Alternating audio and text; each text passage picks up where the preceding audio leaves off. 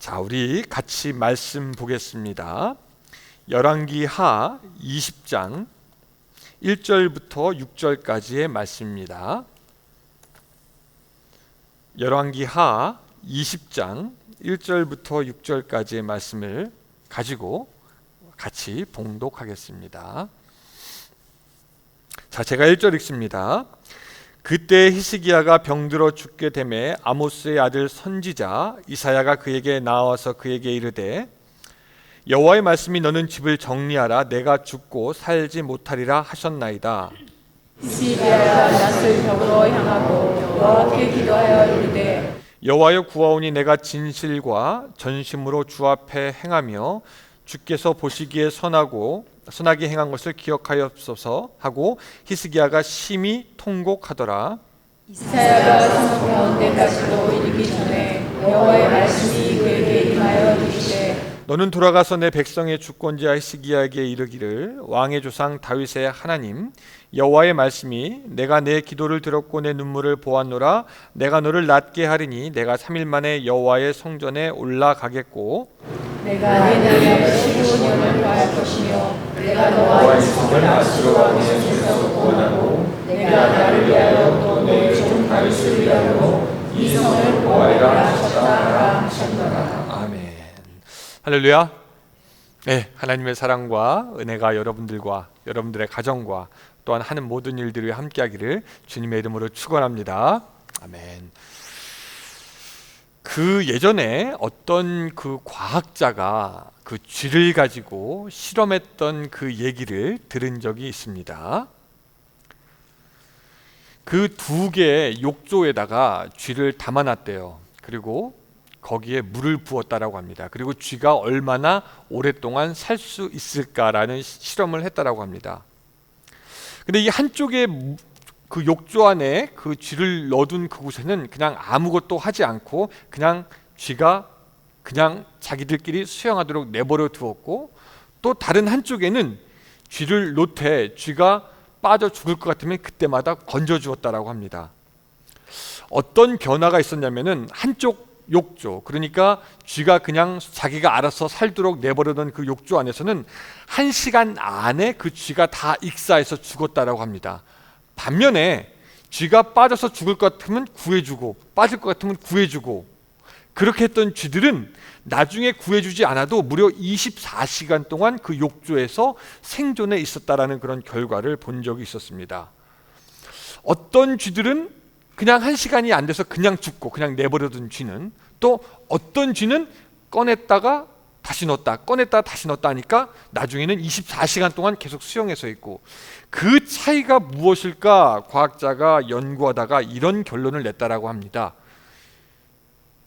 쥐도 소망을 가지고 산다. 아마도 자세한 것은 모르겠지만 쥐가 생각하기를 이러고 있다 보면은 누가 꺼내주겠지라고 소망을 가지고 희망을 가졌던 쥐들은 그렇게 더욱더 생존했던 것 같습니다. 비록 미물이지만 쥐라도 소망이 있다면 포기하지 않는다라는 것이죠.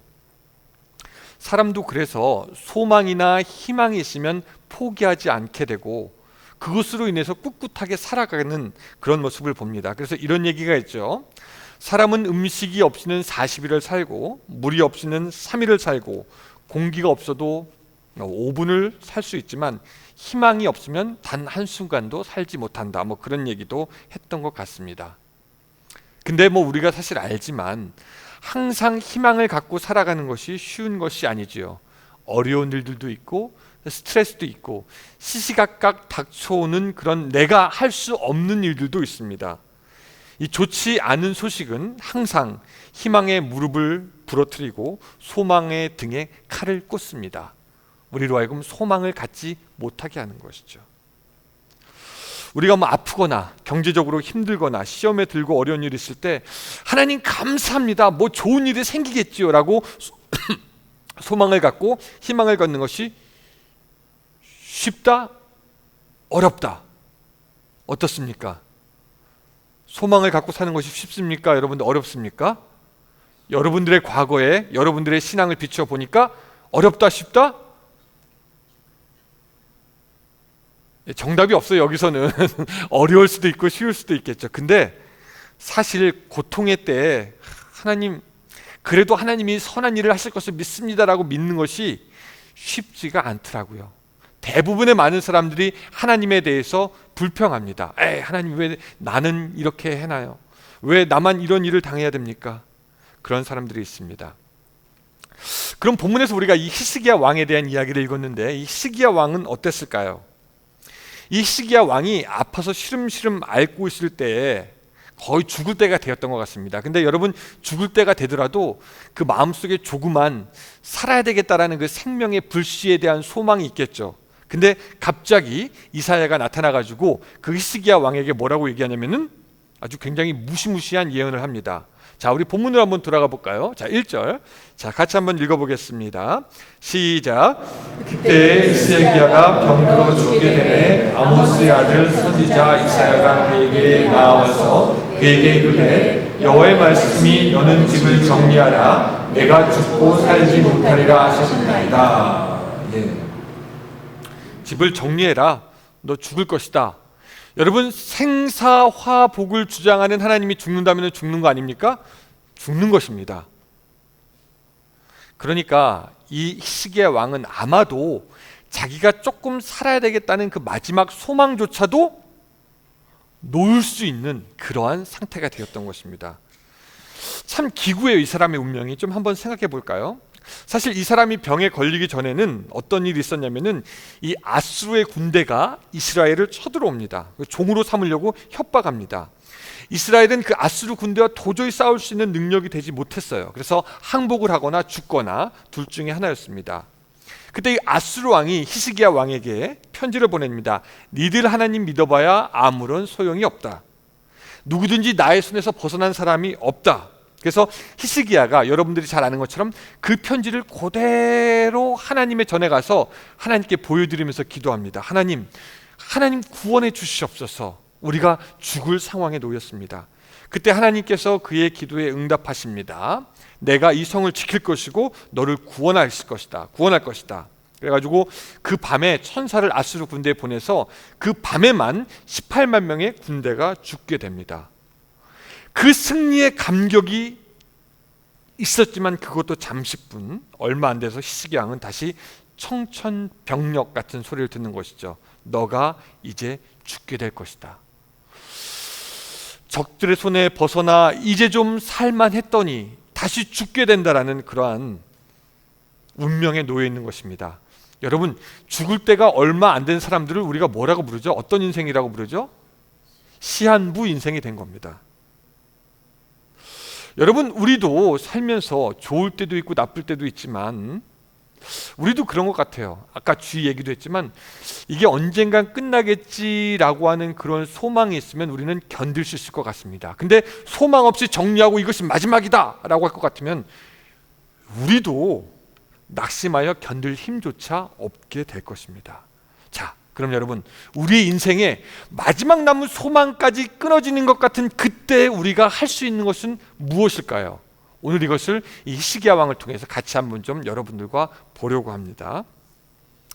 오늘 이 히스기야처럼 예상 못하고 마지막 소망까지 그 끊어져 버린 그 상황에서 우리가 할 것이 무엇인가? 첫 번째 한번 같이 따라해 볼까요? 상황을 인정하고 기도의 자리로 나아가라. 시작. 상황을 인정하고 기도의 자리로 나아가라. 여러분 한번 좀 생각해 보시기 바랍니다. 생각지도 못한 어려움이 콱 닥치고 또 아주 청천벽력 같은 일이 콱 생길 때 여러분들은 그것에 대해서 주로 어떻게 보통 반응하십니까? 잘 기억이 안 나시죠? 제가 알려드리겠습니다. 첫 번째, 어떤 분들은 그런 거에 대해서 부정한다라고 합니다. 예를 들어서 당신은 시한부 인생이 되었습니다라고 의사가 얘기하면 어떤 분들은 그거에 대해서 이렇게 부정하기 때문에 아니야, 뭐 그럴 일이 나에게 있을 수 일어날 수 없다. 당신이 죽었으면 죽었지 왜 내가 죽느냐라고 하면서 어떤 사람들은 심지어 하나님을 부정하기도 하고요.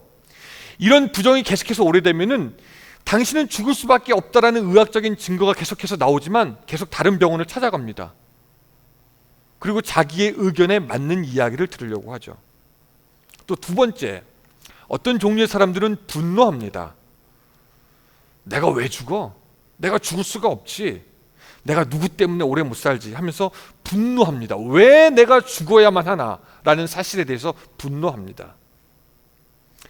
그 유다 왕 시드기야는 굉장히 악한 사람이었죠. 그래서 예레미야가 예언을 합니다. 뭐라고 얘기하냐면은 바벨론 때문에 이 유다가 멸망할 것이다 라고 예언할 때 이 왕이 너무나 기분이 나빠가지고 분노해서 어떻게 합니까? 그 하나님의 말씀을 예언했던 그 예레미야 선지자를 그냥 가두어 버립니다. 분노한 겁니다. 또 어떤 사람들은 나쁜 소식을 들으면 우울해집니다. 소망이 없어 보이는 자기의 상황이나 환경에 대해 연민을 갖기도 합니다. 그냥 눈물이 나기도 합니다. 내가 이러려고 이때까지 살았나? 내가 이때까지 이렇게 살려고 태평양을 건너왔나? 뭐 이런 불쌍한 생각들 스스로 하기도 합니다. 또 어떤 사람들은 그런 안 좋은 소식을 들으면 현실과 타협하면서 체념하기도 합니다. 잘 됐어. 내가 그냥 빨리 가는 게 낫지. 또 어떤 사람들은요, 현실 도피를 하려고 하는 사람이 있습니다. 영어로는 오스트리치 이펙트라고 하는데 이 타조 효과라는 겁니다. 이게 실제로 그렇진 않지만 사람들은 뭐라고 생각하냐면은 맹수가 타조를 막 쫓으면은 타조는 막 뛴다라고 합니다. 그러다가 타조가 힘이 다하면 어떻게 하죠? 모래 사이에 얼굴을 콱 박는다고 하죠. 타조 생각에는 내가 뒤에 쫓아오는 맹수를 못 보면은 맹수도 자기를 못 볼 것이다 생각해가지고 현실을 도피하기 위해서 그냥 모래 사이로 얼굴을 확 쳐박습니다. 근데 어떤 사람들도 그래요. 닥쳐오는 현실 앞에서 이것을 내가 어떻게 해야지 알지 못하기 때문에 그저 도피하는 사람들도 있게 되는 것입니다. 여러분, 하나님의 사람들은 어떨까요? 자, 제가 뭘 얘기했냐면 어떤 사람들은 뭐한다? 부인한다. 어떤 사람들은 뭐한다? 분노한다. 또 현실을 도피한다. 자기에게 연민을 가진다. 뭐 극단적인 선택을 한다. 타협한다. 이런 얘기가 있지만 하나님의 사람들은 어땠을까요? 보니까 마찬가지였어요. 여러분, 아담과 하와가 죄를 짓고 그 위기 가운데 있을 때 하나님을 피해서 그들은 어떻게 합니까? 숨습니다. 현실을 도피하는 거죠. 자기가 하나님으로부터 숨으면 하나님도 자기를 못 볼 것이라고 생각했던 것이겠죠. 여러분, 가인과 아벨을 보면 알지만 그 아벨에 대해서 가인은 어떻게 합니까? 분노하면서 자기의 동생을 죽게 합니다. 여러분, 사울왕은 어떻습니까? 자기의 잘못을 부정합니다. 나는 죄가 없습니다라고 하면서 자기의 잘못을 부정하는 것이죠. 자, 그렇다면 여러분들은 어떻습니까? 위기의 때, 어려운 상황이 닥쳤을 때 여러분들은 그것에 대해서 어떻게 반응하십니까? 자, 설문조사 한번 해볼까요? 피곤하신 분들 많은 것 같은데. 자, 나는 부정한다. 나에게 그럴 일이 일어날 일이 없다. 나는 분노한다. 한 분이 이렇게 하다 말았어요. 나는 체념한다. 나는 타협한다. 근데 이 본문의 히스기야는 틀려요. 이 사람은 이사야 선지자로부터 너 죽게 된다라는 말을 들었을 때 그거에 대해서 거부하거나 분노하지 않고 그저 담담히 자기의 처한 상황을 받아들입니다. 아마 저 같았다면은 뭐라고 얘기했겠냐면 어서 가서 한번 용한 의사를 찾아봐라. 아니면은 나처럼 아팠던 사람이 누군지 한번 찾아봐서 어떻게 나았는지 한번 알아봐라. 뭐 이런 식으로 무엇인가 좀 살려고 생각했을 텐데, 아니면 이렇게 할 수도 있겠죠. 제사장에 가가지고 나를 위해서 좀 기도해달라. 여러분, 이 사울왕은 어떻게 됐습니까? 자기가 위기의 때에 있었을 때 하나님이 자기를 도와주지 않으니까 누굴 찾아갑니까? 무당을 찾아가잖아요. 어쩌면 그랬을지도 모릅니다. 무당에게 가가지고 나를 위해서 좀 빌어달라. 근데 이 히스기야는 자기가 죽을 상황에 되었다라는 것을 알고 나서 어떻게 했냐면 그저 묵묵히 하나님을 만나러 기도의 자리로 가는 것을 볼 수가 있습니다. 여러분, 2절로 가보면은요, 같이 읽습니다. 시작. 히스기야가 낯을 벽으로 향하고 여호와께 기도하되 이르되. 여러분이 1절과 2절의 사이가 불과 얼마 차이가 되지 않습니다. 나중에 알게 되지만 이 사람이 하나님께 응답받을 때 이 이사야가 궁전 뜰을 가기도 전에, 중간 뜰을 지나기도 전에 하나님의 응답이 떨어진 걸로 보니까 1절과 2절 사이가 별로 차이가 안 나요. 그래서 그는 듣자마자 그 현실을 인정하고 어디로 갔다? 기도의 자리로 나아갔다라는 것을 우리가 알 수 있게 되는 것입니다. 에이 뭐 요번에만 그랬겠죠라고 생각할 수 있지만 19장 1절도 보면은 그렇게 되어 있어요. 19장 1절 제가 읽어드릴게요. 히스기야가 왕이 듣고 그 옷을 찢고 굵은 배를 두르고 여호와의 전에 들어가서, 히스기야 왕이 전쟁이 시작됐다는 말을 듣고 바로 자기 옷을 찢고 어디로 가냐면 하나님의 궁정 안으로 들어가서 기도하기 시작한다라는 것입니다. 그러니까 이 히스기야 왕은 위기의 때 그 위기를 어떻게 극복했냐면 첫 번째 그것을 인정하는 거였습니다. 아, 그렇구나. 그리고 어디로 갔다? 기도의 자리로 갔다라는 것입니다. 바로 이런 태도, 현실을 인정하는 태도, 현실을 받아들이는 태도가 하나님을 제대로 믿는 백성들에게서는 나타납니다. 여러분 욥 아시죠? 욥이 얼마나 큰 시련을 겪었습니까? 그의 재산이 하루아침에 다 날아가고 그의 자녀들이 다 죽었습니다. 그리고 몸에는 뭐가 나가지고 재 가운데 앉아서 기와장으로 자기 몸을 벅벅 긁고 있었습니다. 그때 그 화난, 그 시련에 분노한 그 아내가 와가지고 그 욥에게 뭐라고 얘기합니까? 하나님을 부인하고 죽어버려라. 자기의 분노를 쏟아냅니다. 그때 욥은 뭐라고 얘기합니까? 네, 마님, 그렇게 얘기하지 않고 내가 모태에서 알몸으로 나왔은즉 또한 알몸이 그리로 돌아갈지라. 주신 이도 여호와시요 거두신 이도 여호와시니 여호와의 이름이 찬송을 받으실지니다라고 하면서 자기가 당한 그 처한 그 상황을 그저 담담하게 받아들입니다. 그 현실을 인정하면서 기도의 자리로 곧장 신속하게 나아갔던 그 히스기야 왕을 묵상하면서 저는 그 얼마 전에 있었던 그 지진이 생각이 났습니다. 제가 또 그 지진을 처음 맞는 사람으로서 아파트가 흘리니까 이렇게 흔들리니까 그 몇 초 동안 정말 별 생각이 다 나더라고. 이거를 나가야 되나 말아야 되나, 그 다음에 이 책장이 쓰러질 게 걱정이 되니까 이거 책장을 잡고 있어야 되나 말아야 되나, 그 다음 내 여권은 어딨나, 그걸 뭘 챙겨놔야 되나, 물을 챙겨야 되나, 전화기 어디 있지 하면서 온갖 생각이 한꺼번에 돌아가는데 뭐 어떻게 할 줄 모르더라고요. 근데 이제 끝나고 나서 보니까 그런 지진의 때에 이 아이들이 오히려 더 잘한다라고 그러더라고요. 왜냐면 학교에서 교육을 받기 때문에. 뭐라고 교육받냐면, 얘들아 지진이 일어나면은 바로 어디로 가라? 테이블 밑이나 책상 밑으로 가서 숨어라. 저는 그것도 모르니까 그냥 지진이 나니까 그냥 허둥지둥했는데, 얘기를 들어보니까 아이들은 그냥 자기들이 알아서 안전한 곳으로 피했다라는 거죠. 테이블 밑으로, 책상 밑으로. 여러분 생각해 봅시다. 이 지진이 일어날 때 이건 지진이 아닐 거야 부인할 필요도 없고, 지진이 왜 일어나 분노할 필요도 없습니다. 지진 나면 어떡하지 걱정할 필요도 없어요. 제일 잘하는 것은 뭐냐면 안전하게 피할 수 있는 자리로 가는 것입니다. 그렇다면 오늘 우리의 인생의 큰 지진, 죽음 같은 큰 지진이 일어날 때 어떻게 해야 될까요? 이 히스기야는 그 지진이, 인생의 지진이 일어난 것을 인정하고 바로 기도의 피난처로 갔던 것을 여러분들 기억할 수 있으시기를 바랍니다. 자, 오늘 여러분들 앞에 이 히스기야처럼 엄청나고 두렵고 힘든 일이 일어났습니다. 어떻게 하시겠습니까? 그저 담담하게 받아들이고 기도의 피난처로 가서 하나님을 만날 수 있는 그 영적인 지혜가 있기를 주님의 이름으로 축원합니다. 두 번째 우리가 히스기야 왕을 통해서 배우는 것은 뭐냐면요, 우리 2절 다시 한번 좀 읽어볼까요? 시작. 히스기야가 낯을 벽으로 향하고 여호와께 기도하여 이르되. 같이 따라합시다. 면벽 기도를 배우자. 면벽 기도를 배우자.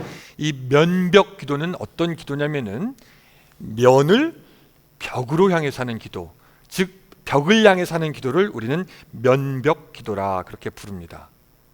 여러분 재밌지 않습니까? 그 위기의 때 히스기야가 한 것이 뭐냐면은 벽을 보고 기도를 하기 시작했다라는 것입니다. 왜 벽을 향해서 기도했을까요? 하늘을 향해서 이렇게 기도할 수도 있고, 그런데 왜 벽을 향해서 기도했을까요? 이것이 굉장히 단순한 것 같지만 거기에는 굉장히 믿음의 깊은 고백이 있는 것입니다. 여러분, 사람들은 위기의 때에 자기를 도와줄 사람을 보게 됩니다. 그렇죠? 도움이 필요할 때 자기를 도와줄 사람을 봅니다. 우리 아이들이 가끔 부엌에서 이제 막 요리를 한다고 막 하다가 뭐 찾고 안 되면 누굴 보냐면 저를 보지 않고 제 집사람을 봅니다. 왜냐하면 저한테 물어봐야 니네 엄마한테 물어봐라 라는 말밖에 들을 것이 없으니까. 그렇죠? 반면에 수영장에 가서 놀 때는 누굴 보냐면 당연히 저를 보죠. 여러분, 남편이 뭐 하다가 안 되면은 자기 부인 찾지 남의 부인 찾지 않습니다. 자기 도와줄 사람을 찾게 되는 것이죠. 근데 여러분, 벽을 본다고 생각합시다. 그럼 누가 보입니까? 아무도 보이지 않죠. 그래서 이 말은 어떤 의미가 되냐면, 하나님, 나는 인간들 보지 않겠습니다. 세상 보지 않겠습니다 라는 의미가 되는 것입니다.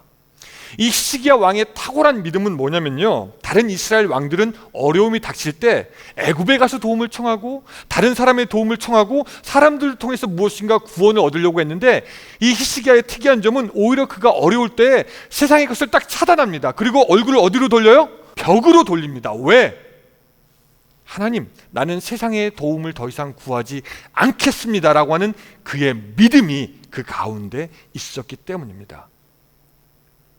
또 두 번째, 벽을 보는 것은 어떤 의미가 있냐면요, 하나님께 집중한다는 것에 의미가 있습니다. 세상의 것들을 보면은 정신 사나워집니다.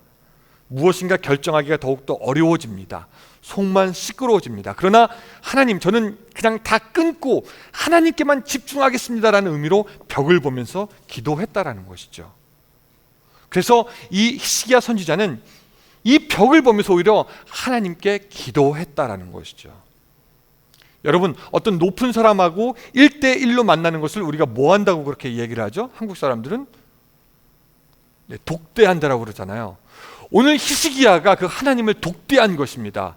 벽을 보면서, 하나님, 세상을 봐도 도움이 안 되고 오히려 보면은 오히려 정신만 사나워지니까 이제 나는 이 나의 문제를 놓고 하나님과만 딜하겠습니다. 하나님과 독대하기 원합니다 라고 하면서 하나님께 집중하기 위해서 오히려 벽을 향해서 기도했던 것을 우리가 보았던 것입니다. 여러분들은 어떠십니까? 고난의 때, 힘든 때 오히려 하나님과 독대하려고 하십니까? 아니면 전화하면서 다른 사람의 도움을 통해서 구원받으려고 하십니까? 영어 표현 중에 재밌는 표현이 하나 있는데, 그것은 뭐냐면 back against the wall 이라는 그런 뜻이 있습니다. 뭐냐면 벽을 등지다라는 뜻이에요. 이 말의 뜻은 풀이에 보면은 어떤 뜻으로 사람이 쓰냐면은 벼랑 끝에 서 있다, 막다른 골목에 몰리다라는 그런 뜻으로 사용이 됩니다. 자기의 힘으로는 어떻게 할 수 없는 그런 때를 말하는 것이죠. 사실 세상의 사람이나 우리나 문제가 있는 것은 마찬가지입니다. 걱정과 염려 속에서 살아가죠. 그래서 우리는 두 가지 중에 하나를 합니다. 벽을 등지든지 아니면 벽을 향하든지. 다시 한번, 벽을 등지든지 아니면 벽을 향하든지. 이 많은 그리스도인들의 문제는 뭐냐면은 우리가 벽을 향하여 하나님께 기도하고 하나님과 독대하기보다는 그냥 벽을 등지고 걱정만 하는 것이 우리의 문제입니다. 여러분, 우리는 하나님께서 우리에게 필요할 때마다 능력을 주시고 우리의 모든 것을 공급해 주신다는 것을 믿습니다.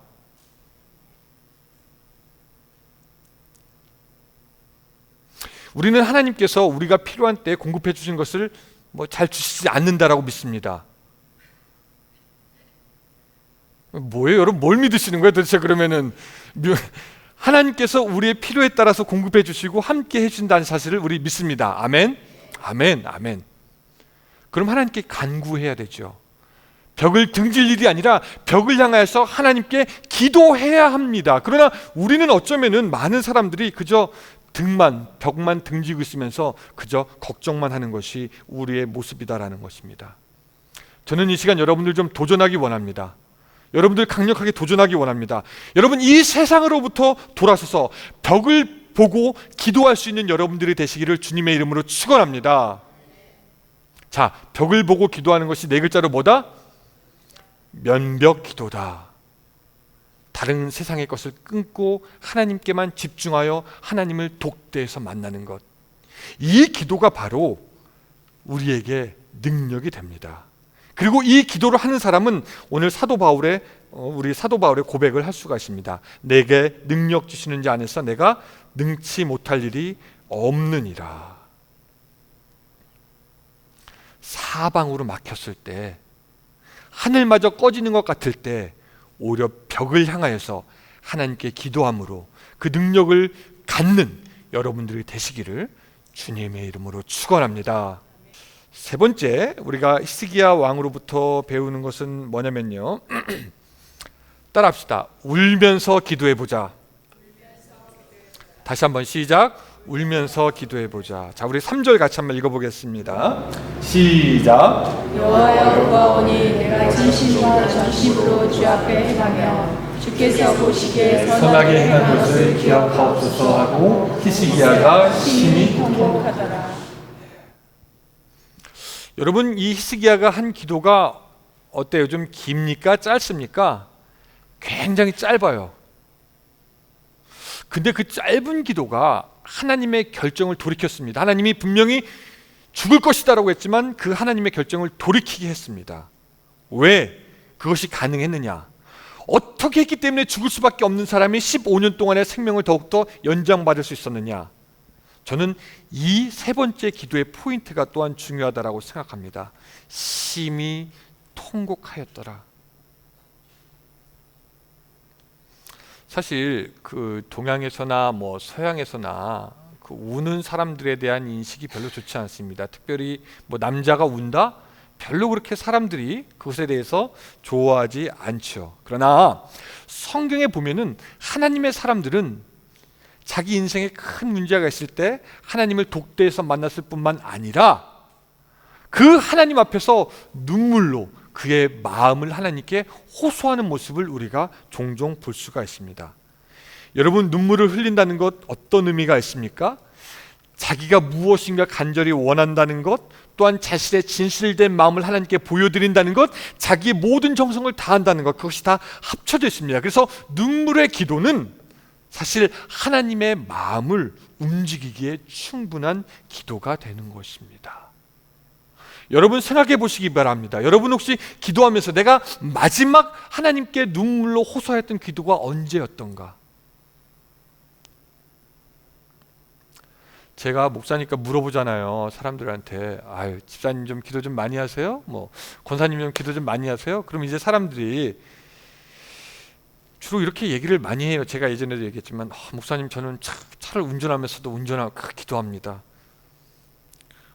사용하면서 기도합니다. 뭐 커피 마시면서 기도합니다. 좋아요. 심지어는 자기 TV 보면서 뭐 기도한다는 사람도 있었으니까 다 좋아요. 다 좋은데 그렇게라서 기도하는 것이 안 하는 것보단 나은데, 그거 말고 우리가 인생의 고비를 만났을 때 정말로 마음을 다해서 하나님 앞에 통곡하며 나아갈 수만 있다면 하나님께서 우리의 기도를 들어주시지 않겠습니까? 여러분, 우리 착각하지 마시기 바랍니다. 사람들 앞에서 눈물 보일 필요 없습니다. 오히려 사람들은 우리의 고난을 보고 기뻐할지도 모르겠습니다. 그러나 우리가 사무엘을 낳았던 한나를 기억해 보면은요, 한나는 임신이 안 되는 그런 상태였습니다. 근데 그가 하나님께 기도합니다. 그가 기도하고 있던 모습을 성경은 이렇게 묘사합니다. 한나가 마음이 괴로워서 여호와께 기도하고 통곡하며 그녀의 눈물의 기도 하나님께서 들어주십니다. 그리고 오늘 우리가 또한 눈물로 기도할 때 하나님께서는 히스기야 왕의 기도를 들었던 것처럼, 한나의 기도를 들었던 것처럼 또한 우리의 기도를 들어주실 줄로 믿습니다. 여러분,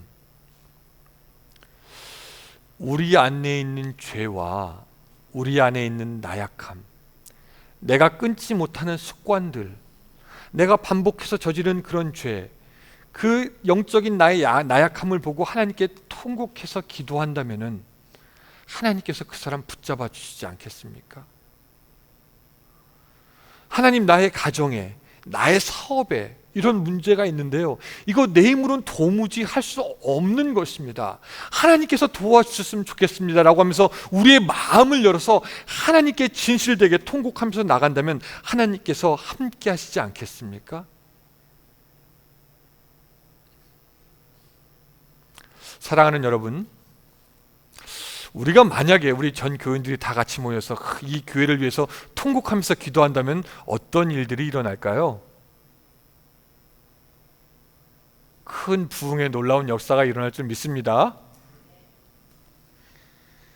여러분, 바로 지금이 그렇게 기도해야 될 때가 아닙니까? 나 자신을 위해서, 우리의 가정을 위해서, 우리 교회를 위해서. 그 눈물의 기도 하나님께서 잊어버리지 않으시고, 그 눈물의 기도 하나님께서 경홀히 여기지 아니하시고, 그 눈물의 기도 하나님께서 기억하시는 줄로 믿습니다. 여러분들의 마음이 먼저 울게 하고 여러분들의 눈이 울게 하십시오. 하나님 앞에서만. 오늘 설교를 쭉 준비를 하면서 계속 묵상을 하는데, 사실 저는 그 오늘 본문의 1절, 한번 1절로 다시 한번 돌아가 볼까요? 자, 1절 말씀이 저의 그 마음에 많이 와 닿는데, 그 중에 특별히 마음에 와 닿았던 그 구절, 그 단어가 있다면 첫 번째 단어였습니다. 뭐죠? 첫 번째 단어가 그때에. 다 같이 시작.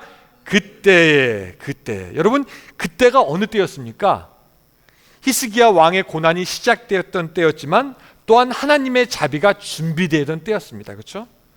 히스기야 왕이 죽는다는 고통이 시작되었던 때였지만 또한 하나님의 은혜가 부어지기 위해서 시작되었던 그런 때였습니다.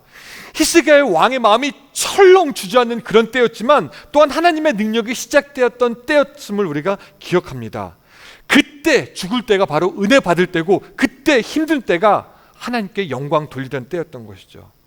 여러분, 오늘 우리에게도 그때가 있지 않겠습니까?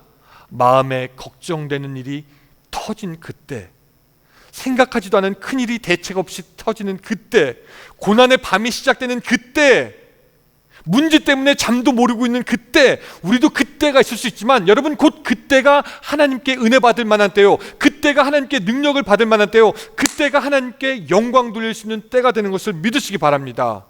사람들은 얘기해요. 그때가 죽을 때다, 그때가 끝난 때다, 그때가 되면 이제 완전히 포기해야 된다라고 하지만, 우리에게는 오히려 그때가 하나님을 만날 때요, 벽을 향할 때요, 독대할 때요, 눈물 흘릴 때요, 하나님과 더욱더 동행할 수 있는 때가 되는 것입니다. 여러분, 이 히스기야의 기도가 얼마나 놀라웠던 것인지 우리 이제 4절로 한번 가보겠습니다. 자, 4절 같이 한번 읽어봅시다. 시작. 여호와의 말씀이 저에게 임하여 가라사대. 여기서 이 한국어 성경이 번역이 조금 미흡해요. 이사야가 성읍 가운데까지도라고 해서 이 성읍이라고 했는데, 이 성읍은 사실 그 성읍이 아니라, 여기 영어 성경에 보면 뭐라고 되어 있냐면, 뭐라고 되어 있죠? 여러분 보시니까 미들 코트, 이게 더 맞는 말이에요. 커티야드 or 미들 코트 해가지고 왕궁의 중간에 있는 뜰을 말하는 겁니다. 자, 그럼 한번 생각해 보세요. 이사가 처음 와가지고 히스기야에게 뭐라고 얘기했죠? 너는 죽을 거다. 그리고 뭐라고 합니까? 너는 죽을 거다. 집안을 정리해라. 죽을 거다. 그리고 뭐라고 하죠? 안녕히 하고 가잖아요. 근데 가는데 여호와의 막 가자마자 히스기야는 뭐 합니까? 마치 지진이 일어날 때 책상 밑에 숨는 아이들처럼 바로 벽을 향해서 하나님께 울며 기도합니다. 그리고 이사야가 가는데 궁전의 중간 뜰을 지나기도 전에 어떤 일이 일어나요? 하나님께서 그의 기도에 응답하시는 놀라운 역사가 일어난 겁니다. 여러분, 이게 얼마나 기간이었을까요? 하루? 이틀? 아니죠.